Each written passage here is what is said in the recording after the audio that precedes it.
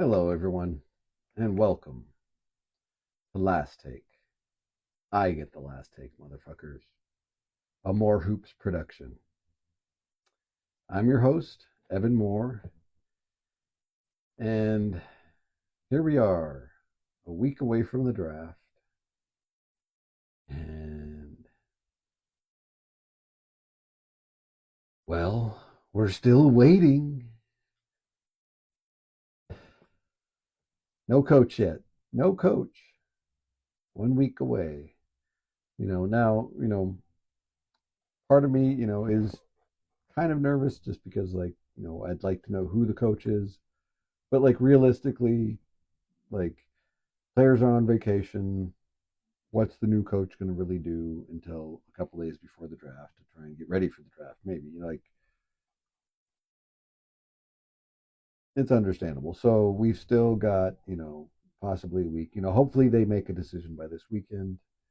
Um, but yeah, sitting in limbo right now. Don't know yet.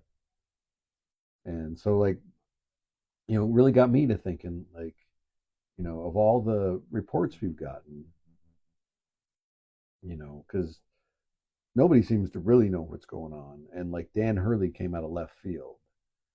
Um, so the only other accurate report we've gotten was Woj saying that the Lakers are nowhere near close to finding deciding on their head coach.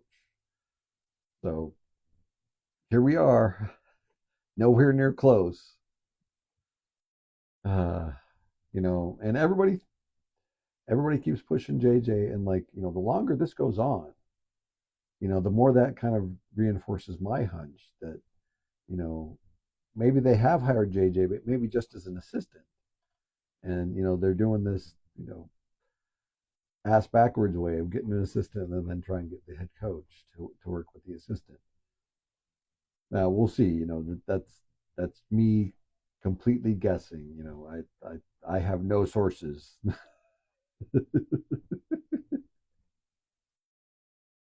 Oh man! And then the crazy news came down today. Well, I guess not necessarily too crazy because we saw it coming for a few weeks. It's been talked about for a few weeks, um, but it's still like a week away from the draft. It seems crazy. The Pistons fired Monty Williams a week away from the draft, so that now makes 2 summers in a row that Monty Williams has been fired. And yeah, it feels like he's gotten a raw deal involved. You know, yeah, I mean Detroit did have a pretty abysmal season this year, but I believe they're the third youngest team in the league, and you signed him to a 6-year contract, and but you're going to now pay him, the remaining 5 years and $65 million, you know, roughly about what we were going to pay Dan Hurley, oddly enough.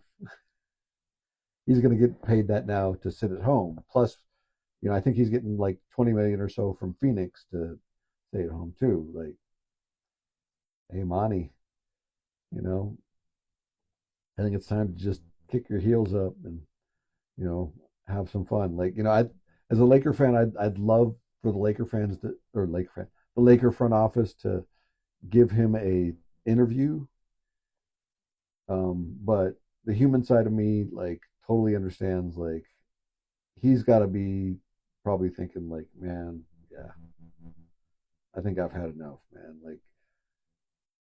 I'm collecting from 2 teams, no reason to push it. Yeah, I mean, unless maybe he's a madman, hey, you can be collecting from 2 teams and be collecting a third paycheck and keep yourself busy and keep yourself working. Hey, and man, if it turns out that we were waiting for Monty, oh man, I'm gonna laugh my ass off. But I don't necessarily think that. But the favorite, JJ, you know Um, Anthony Irwin, 2 days ago, you told us that it was a done deal, and here we are. 2 days ago, nothing. Crickets, crickets, nothing. What are you doing, Anthony? Like, I know, I get it. You want to be the next insider. You want to be the next Woj and Shams, and that's that seems like a hey, not for me, like, but for a lot of people, probably like a fun, high pressure, like always something to do kind of job. Not for me. I'm happy being an outsider. I'm happy. But Anthony, man, like you're hanging out on a limb, and so what do? You start doing a little backtracking today, and so I guess now the excuse is that someone within the collective, you know, and Linda Rambus, I guess, is who you're speculating is the person who put the kibosh on everything and said, no, we need to think about this with JJ. He doesn't have all the experience and everything like that. And interesting, interesting cover you got. 2 days ago it was a done deal, and now Linda Rambus has kiboshed the deal. Hey man, like trying to go up against Woj and Shams, and especially like you should have taken the L when Shams came out. Like I think it was about an hour after you had tried and broke that news. Shams was on McAfee, basically saying like, "Oh, I've heard nothing," and you should have taken the L then. But here we are. Here we are. Linda Rambus, huh? Yeah. Okay. Okay.